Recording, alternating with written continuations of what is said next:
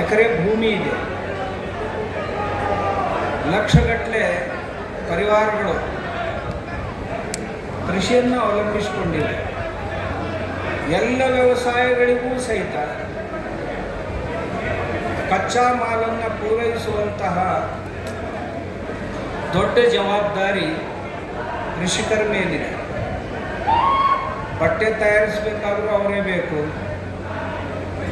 ಚಪ್ಪಲಿಗಳನ್ನು ತಯಾರಿಸಬೇಕಾದ್ರೂ ಅವರೇ ಬೇಕು, ಎಣ್ಣೆ ತಯಾರಿಸಬೇಕಾದ್ರೂ ಅವರೇ ಬೇಕು, ಮನೆ ಕಟ್ಟಲಿಕ್ಕೆ ಬೇಕಾಗುವಂಥ ವಸ್ತುಗಳನ್ನು ತಯಾರಿಸಲಿಕ್ಕೂ ಸಹಿತ ಅವರೇ ಬೇಕು. ಈ ರೀತಿಯಾಗಿ ನಮ್ಮ ಕೃಷಿಕರು ಅನಾದಿ ಕಾಲದಿಂದಲೂ ಈ ಸಮಾಜವನ್ನು ಕಟ್ಟುವಂಥ ಕೆಲಸ ಮಾಡ್ಕೊಂಡು ಬಂದಿದ್ದಾರೆ. ಎಲ್ಲದಕ್ಕೂ ಮಿಗಿಲಾಗಿ ಎಲ್ಲರ ಹಸಿವನ್ನು ಹಿಂಗಿಸುವಂಥ ಕೆಲಸವನ್ನು ಕೃಷಿಕರು ಮಾಡ್ತಾ ಬಂದಿದ್ದಾರೆ. ನಾವು ಈಗ 21ನೇ ಶತಮಾನದ ಹೊಸ್ತಿಲಲ್ಲಿದ್ದೀವಿ. ನಮ್ಮ ಕೃಷಿ ಹೇಗೆ ಆಗಬೇಕು? ನಮ್ಮ ದೇಶದ GDPಯಲ್ಲಿ ಕೃಷಿಯ ಪಾಲು ಎಷ್ಟಿರಬೇಕು? ಹಾಗೆ ನೋಡಿದರೆ ಎಷ್ಟು ಜನ ಇದರಲ್ಲಿ ನಾವು ಭಾಗವಹಿಸಿದ್ದೀವೋ, ಕೃಷಿಯಲ್ಲಿ ಎಷ್ಟು ಜನ ನಾವು ತೊಡಗಿಕೊಂಡಿದ್ದೀವೋ ಅದನ್ನು ನೋಡಿದರೆ ದೇಶದ ಬೆಳವಣಿಗೆಯಲ್ಲಿ, ಅಭಿವೃದ್ಧಿಯಲ್ಲಿ ನಮ್ಮ ಪಾಲು ಇನ್ನೂ ಹೆಚ್ಚಾಗಬೇಕು ಅಂತ ಅನಿಸುತ್ತೆ. ತಾವು 4 ದಿನಗಳ ಹಿಂದೆ 4-6 ದಿನಗಳ ಹಿಂದೆ ಈ ಯುರೋಪಿಯನ್ ಯೂನಿಯನ್ ಜೊತೆ ಭಾರತ ಒಂದು ಮುಕ್ತ ವ್ಯಾಪಾರದ ಕರಾರನ್ನು ಮಾಡಿದ್ದನ್ನು ತಾವೆಲ್ಲ ಕೇಳಿದ್ರಿ, ನೋಡಿದ್ರಿ. ಆ ದಿಶೆಯಲ್ಲಿ ರೈತರ ಜವಾಬ್ದಾರಿ ಹೆಚ್ಚಾಗುತ್ತೇನೋ ಅಂತ ನನಗನ್ನಿಸುತ್ತೆ. ಯಾಕೆ ಅಂತ ಕೇಳಿದರೆ 20 ದೇಶಗಳ ಜೊತೆ ಭಾರತ ಇನ್ನು ಮುಕ್ತ ವ್ಯಾಪಾರವನ್ನು ಮಾಡಲಿಕ್ಕೆ ಹೊರಟಿದೆ, ಕರಾರು ಆಗಿದೆ. ಆದರೆ ಒಂದು ಕಂಡೀಷನ್ ಮೇಲೆ ಆಗಿದೆ. ಆ ಕಂಡೀಷನ್ ಏನು ಅಂದರೆ,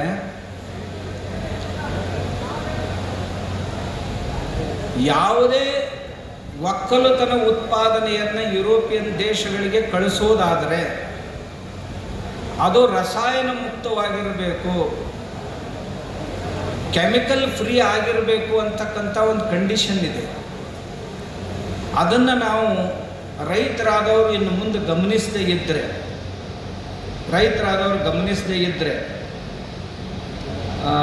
ನನಗನ್ನಿಸುತ್ತೆ ನಾವು ಕೃಷಿ ಮಾಡೋದು ಬಹಳ ಕಷ್ಟ ಆಗುತ್ತೇನೋ ಅಂತ ಮುಂದೆ. ಯಾಕೆಂದರೆ ಇವತ್ತು ಸಹಿತ ಪ್ರತಿ ದಿವಸ ಒಂದು 20ರಿಂದ 30 ಕಂಟೈನರ್ ರಿಜೆಕ್ಟ್ ಆಗಿ ಮರಳಿ ಭಾರತಕ್ಕೆ ಬರ್ತಾ ಇವೆ ಒಕ್ಕಲುತನದ ಉತ್ಪಾದನೆಗಳು.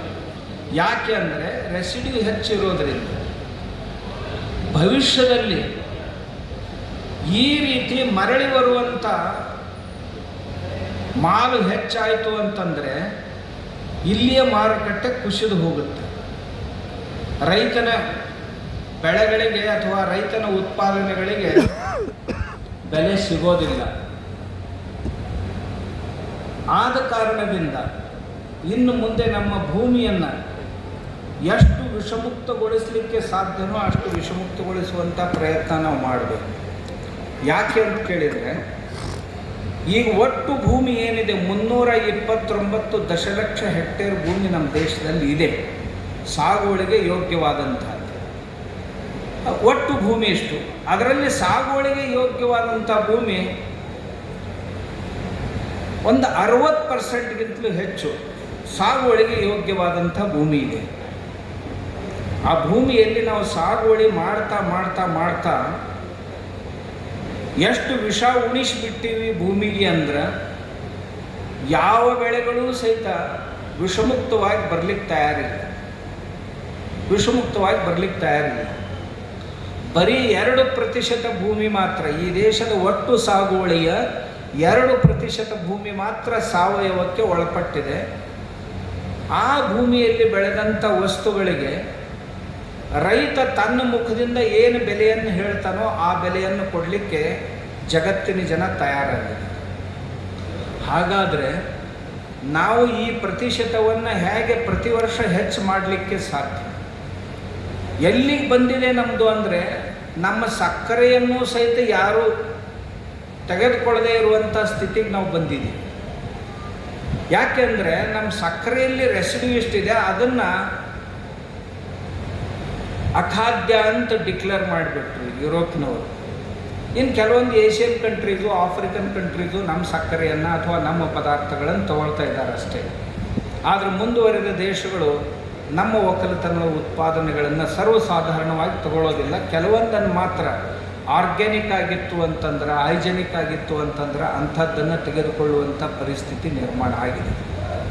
ಒಂದು ವೇಳೆ ಒಕ್ಕಲುತನದ ಮೇಲೆ 10 ಕೋಟಿ ಪರಿವಾರಗಳು ಅಂದರೆ ಸುಮಾರು ಒಂದು ಮನೆಗೆ 5 ರಿಂದ 6 ಜನರನ್ನೇ ಹಿಡಿದರೂ ಸಹಿತ 60 ಕೋಟಿ ಜನ ಒಕ್ಕಲುತನವನ್ನು ನಾವು ಅವಲಂಬಿಸಿಕೊಂಡಿದ್ದೀವಿ ಅಂದಾಗ, ಈ 60 ಕೋಟಿ ಜನರಲ್ಲಿ ಪ್ರತಿ ವರ್ಷ ಪ್ರತಿ ದಿವಸನೂ ಸಹಿತ ಇವತ್ತಿನ ದಿವಸ 2018 ಜನ ಪ್ರತಿ ದಿವಸನೂ ಒಕ್ಕಲುತನದಿಂದ ಹೊರಗೆ ಬೀಳ್ತಾ ಇದ್ದಾರೆ ಜನ. ಈ ಪ್ರಮಾಣ ಹೀಗೆ ಹೊರಡ್ತು ಅಂತಂದರೆ ಬೆಳೆಯೋದೇನು? ಆ ಕ್ಷೇತ್ರಕ್ಕೆ ಹೋಗೋರು ಯಾರು? ಸಾಕಷ್ಟು ಸಮಸ್ಯೆಗಳಿವೆ, ಇಲ್ಲ ಅಂತಿಲ್ಲ. ಆದರೆ ಅಲ್ಲಿ ಅಪಾರ್ಚುನಿಟಿಗಳೂ ಸಹಿತ ಸಾಕಷ್ಟು. ಅದರಲ್ಲಿರುವಷ್ಟು ಅಪಾರ್ಚುನಿಟಿಗಳು ಮತ್ತೆಲ್ಲಿಯೂ ಇಲ್ಲ.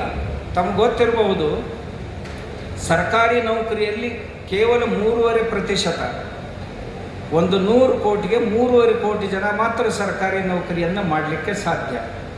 ಆಮೇಲೆ ಖಾಸಗಿ ನೌಕರಿಯಲ್ಲಿ 3.75%, ಅಂದರೆ ಎಲ್ಲ ಸೇರಿ 7% ಮಾತ್ರ ನಾವು ನೌಕರಿ ಮಾಡ್ತಾ ಇದ್ದೀವಿ.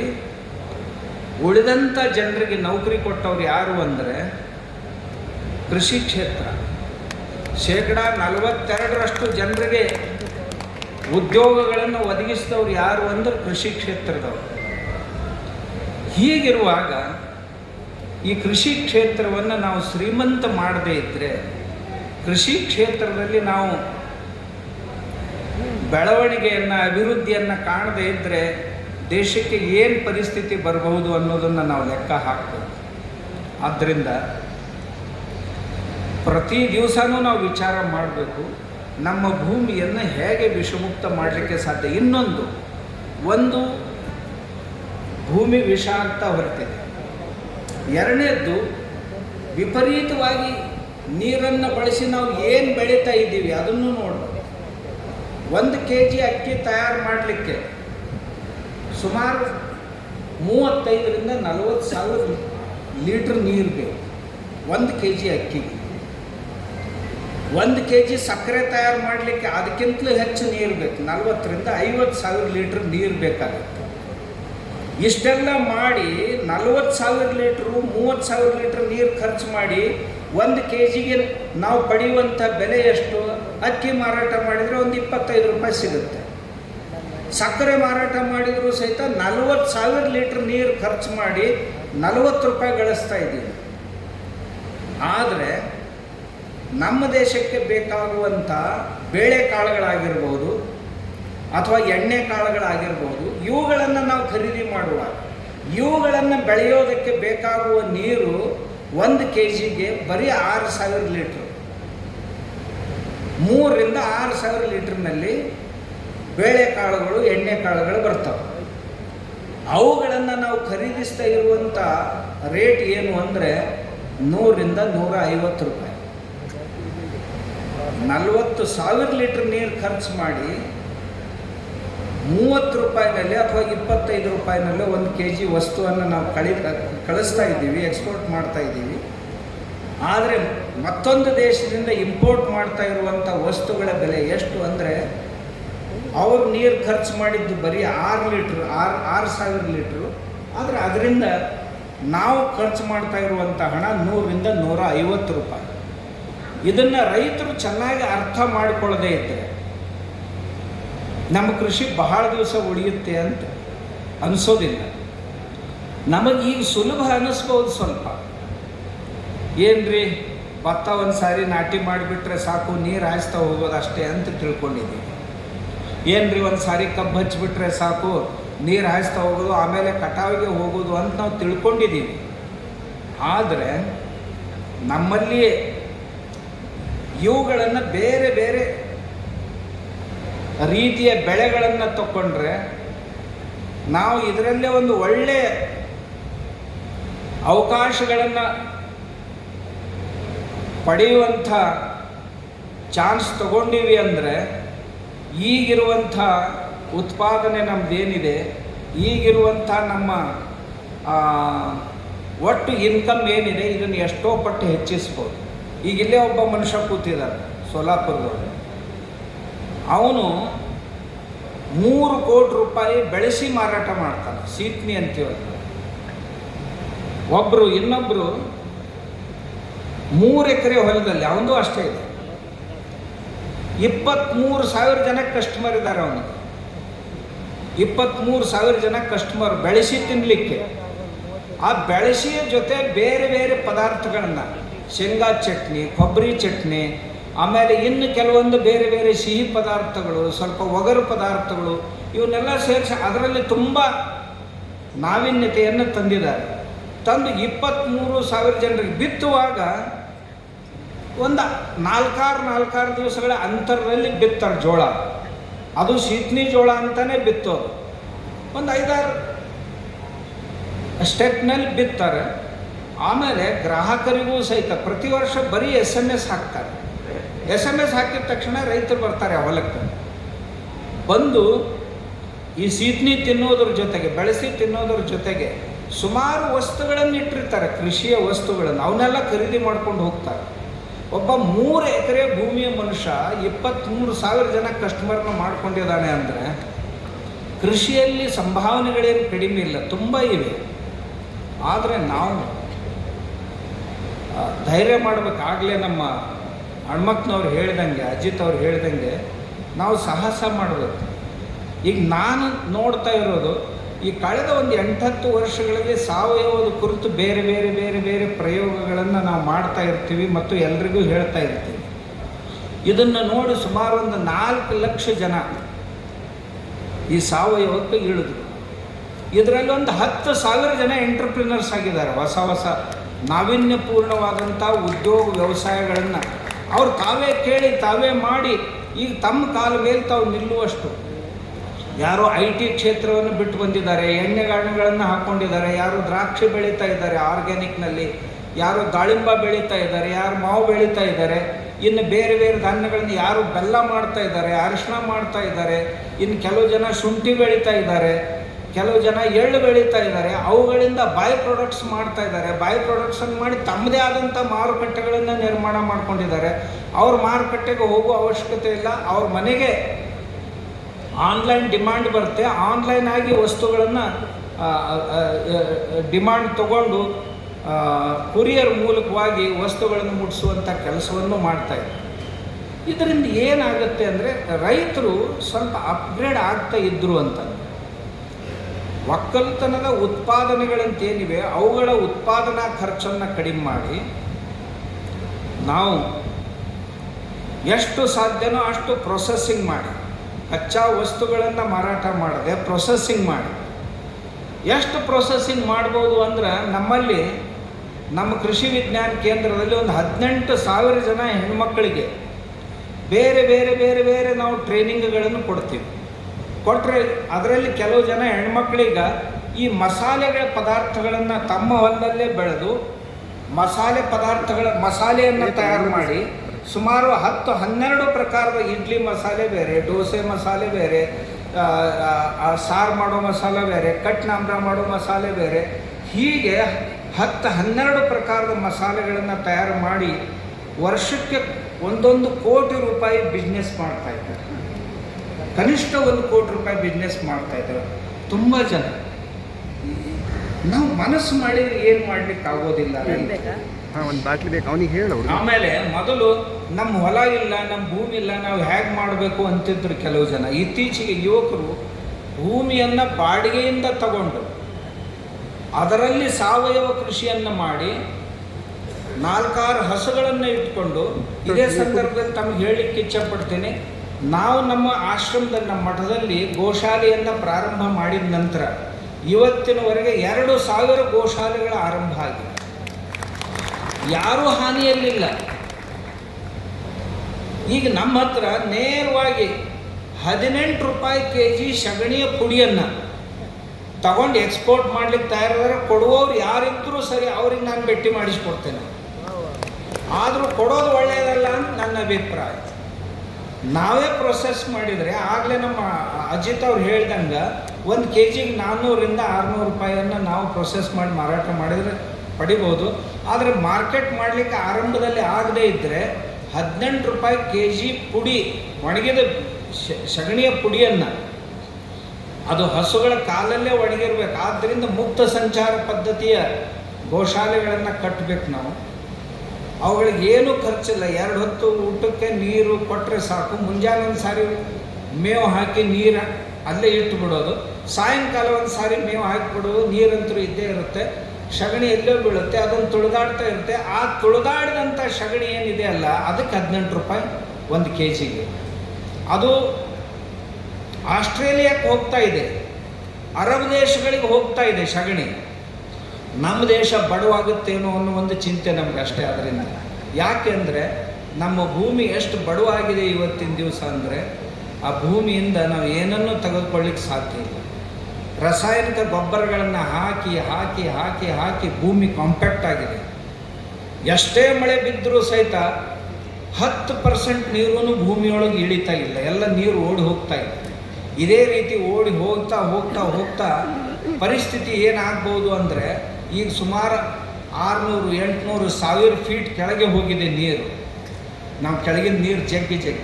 ಯಾಕಂದರೆ ಹೊಸ ನೀರು ಕೆಳಗೆ ಇಳಿತಾ ಇಲ್ಲ.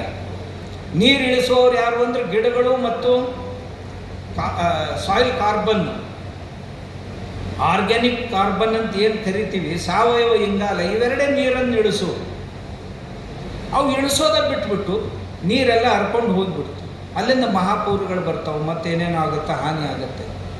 ಒಂದು ವೇಳೆ ಭೂಮಿಯನ್ನು ಸುಧಾರಣೆ ನಾವು ಮಾಡುವಂಥ ಮನಸ್ಸನ್ನು ಮಾಡಿದ್ದೀವಿ ಅಂದರೆ, ಭೂಮಿಯನ್ನು ವಿಷಮುಕ್ತಗೊಳಿಸೋದನ್ನು ಬಿಟ್ಟರೆ ದೊಡ್ಡ ದೊಡ್ಡ ಡ್ಯಾಮ್ಗಳನ್ನು ಕಟ್ಟೋದನ್ನು ತಪ್ಪಿಸ್ಬೋದು. ಒಂದು ಡ್ಯಾಮ್ ಕಟ್ಟಬೇಕಾದ್ರೆ 10,000 ಕೋಟಿ, 20,000 ಕೋಟಿ, 60,000 ಕೋಟಿ, ಲಕ್ಷ ಕೋಟಿ ಹಣ ತೊಡಗಿಸ್ಬೇಕು. ಸಾವಿರಾರು ಹಳ್ಳಿಗಳನ್ನು ಸ್ಥಳಾಂತರ ಮಾಡಬೇಕಾಗತ್ತೆ, ಅರಣ್ಯ ನಾಶ ಆಗುತ್ತೆ. ಅಷ್ಟೇ ನೀರನ್ನು ಭೂಮಿಯೊಳಗೆ ಹಿಡಿದಿಡಬೇಕಾಗಿತ್ತು ಅಂತಂದರೆ, ಬರೀ ಸಾವಯವ ಪದ್ಧತಿಯಿಂದ ಕೃಷಿಯನ್ನು ಮಾಡಿದರೆ ಮಣ್ಣಿನಲ್ಲಿ ಸಾಯಿಲ್ ಕಾರ್ಬನ್ ನಾವು ಹೆಚ್ಚು ಮಾಡಿದ್ದೀವಿ ಅಂದರೆ, ಪ್ರತಿಯೊಂದು ಸ್ಕ್ವೇರ್ ಫೀಟ್ನಲ್ಲಿ ಬಿದ್ದಂಥ ಮಳೆ ನೀರನ್ನು ಹಿಡಿದಿಟ್ಟದ್ದನ್ನು ತಾವು ನೋಡಿದರೆ ತಮ್ಮ ವಿಶ್ವಾಸನೇ ಅನಿಸೋದಿಲ್ಲ. ಎಷ್ಟೋ ಡ್ಯಾಮ್ಗಳ ನೀರನ್ನು ನಾವು ಕೇವಲ ಮಣ್ಣಿನಲ್ಲಿ ಹಿಡಿದಿಡ್ಬೋದು. ಆ ನಂತರ ಆ ನೀರು ಹೇಗೆ ಮೇಲಿಂದ ನೀರು ಬತ್ತುತ್ತಾ ಹೋಗುತ್ತಲ್ಲ, ಹಾಗೆ ಕೆಳಗಿಂದ ನೀರು ತಾನೇ ಆ ಬೆಳೆಗಳಿಗೆ ಸಿಗ್ತಾ ಹೋಗುತ್ತೆ. ಈಗ ನಾವೇನು 3 ದಿನಗಳಿಗೊಮ್ಮೆ 6 ದಿನಗಳಿಗೊಮ್ಮೆ ನೀರು ಕೊಡ್ತೀವಲ್ಲ, ಅದನ್ನು ಕೊಡೋದು ಬಿಟ್ಟು ತಿಂಗಳಿಗೆ ಒಂದು ಸಾರಿ ನೀರು ಕೊಟ್ಟರು ಸಾಕು, 3 ಅಥವಾ 4 ನೀರಿನಲ್ಲಿ ಬೆಳೆಗಳು ಬಂದುಬಿಡ್ತವೆ. ಅಂದರೆ ಸಾವಯವ ಪದ್ಧತಿಯಿಂದ ನಾವು ಕೃಷಿ ಮಾಡಿದ್ದೇ ಆದರೆ ಅದರ ಅನುಕೂಲತೆಗಳು ಸಾಕಷ್ಟು. ಆಮೇಲೆ ವಿಷಮುಕ್ತವಾದಂಥ ಅನ್ನ ಬಂತು ಅಂದರೆ, ನಾನು ಇನ್ನೊಂದು ಮಾತನ್ನು ಹೇಳ್ತಿರ್ತೀನಿ, ಸಾವಯವ ಪದ್ಧತಿಯಲ್ಲಿ ಬೆಳೆದೀವಿ ಅಂದರೆ ಅವುಗಳಿಗೆ, ಆ ಬೆಳೆಗಳಿಗೆ ಯಾವ ಹುಳುಗಳು ಅವುಗಳ ಹತ್ತಿರ ಬರೋದಿಲ್ಲ. ಭೂಮಿಯ ಫಲವತ್ತತೆ ಹೆಚ್ಚಾಯಿತು ಅಂದರೆ ಎಲ್ಲ ಅನ್ನದ್ರವ್ಯಗಳು ಬೆಳೆಗಳಲ್ಲಿ ಹೆಚ್ಚಾಗಿ ಬಂದು ಅಂದರೆ ಯಾವ ಹುಳುಗಳು ಆ ಬೆಳೆ ಹತ್ತಿರ ಬರೋದಿಲ್ಲ. ಯಾಕೆ ಅಂದರೆ ಆ ಸಣ್ಣ ಸಣ್ಣ ಜೀವಗಳಿಗೆ ಆ ಬೆಳೆಯಲ್ಲಿರುವಂಥ ಪ್ರೋಟೀನ್ ಏನಿದೆ ಅಥವಾ ಅನ್ನ ಶಕ್ತಿ ಏನಿದೆ ಅದನ್ನು ಪಚನ ಮಾಡಿಕೊಳ್ಳುವಂಥ ಸಾಮರ್ಥ್ಯ ಇರದೇ ಇರೋ ಕಾರಣ ಬೆಳೆ ಹತ್ತಿರ ಹುಳುಗಳೇ ಬರೋದಿಲ್ಲ. ಇದು ನನ್ನ ಅನುಭವ. ನಾನು ಸುಮಾರು 150-200 ಎಕರೆಯಲ್ಲಿ ಕೃಷಿ ಮಾಡ್ತಾ ಇದ್ದೇನೆ ನಮ್ಮ ಮಠದ ಹೊಲದಲ್ಲಿ. ಯಾವ ಪೆಸ್ಟಿಸೈಡ್ಸು ನಾ ಇವತ್ತಿನವರೆಗೂ 30 ವರ್ಷದಲ್ಲಿ ಸ್ಪ್ರೇ ಮಾಡಿಲ್ಲ. ಆಮೇಲೆ ಬದುವಿನಲ್ಲಿ ಮಾತ್ರ ಯಾವ ಗಿಡಗಳನ್ನು ಕಡಿಯೋದಿಲ್ಲ, ಯಾವ ಮೇವನ್ನು ಕತ್ತರಿಸೋದಿಲ್ಲ, ನಾನು ಯಾವ ಕಂಟಿಗಳನ್ನು ತೆಗೆದು ಹಾಕೋದಿಲ್ಲ. ಹಾಗೆ ಇಟ್ಟಿರೋದ್ರಿಂದ ನಮ್ಮ ಬೆಳೆಗಳಿಗೆ ಬರುವಂಥ ಶತ್ರು ಕೀಟಗಳು ಏನಿವೆ ಅವುಗಳನ್ನು ಮುಗಿಸಿ ಹಾಕುವಂಥ ಮಿತ್ರ ಕೀಟಗಳಂತೇನಿವೆ ಅವು ಆ ಬದುವಿನಲ್ಲಿರುವಂಥ ಕಂಟಿಗಳ ಕೆಳಗೆ ಹುಲ್ಲಿನ ಕೆಳಗೆ ತಮ್ಮ ತತ್ತಿಗಳನ್ನು ಹಾಕಿ ಸಂತಾನ ವೃದ್ಧಿಯನ್ನು ಮಾಡಿಕೊಳ್ತಾವೆ. ಅದರಿಂದಾಗಿ ಯಾವುದೇ ಹುಳುಗಳು ನಮ್ಮ ಹೊಲಕ್ಕೆ ಬಂದರೆ ಅವು ಪರಸ್ಪರ ಅವರೇ ಕೆಲಸ ಮಾಡಿಬಿಡ್ತಾರೆ. ಹೀಗಾಗಿ ನಾವು ಆ ಬೆಳೆಗಳಿಗೆ ಏನೂ ರಕ್ಷಣೆ ಕೊಡುವಂಥ ಅವಶ್ಯಕತೆ ಇಲ್ಲ.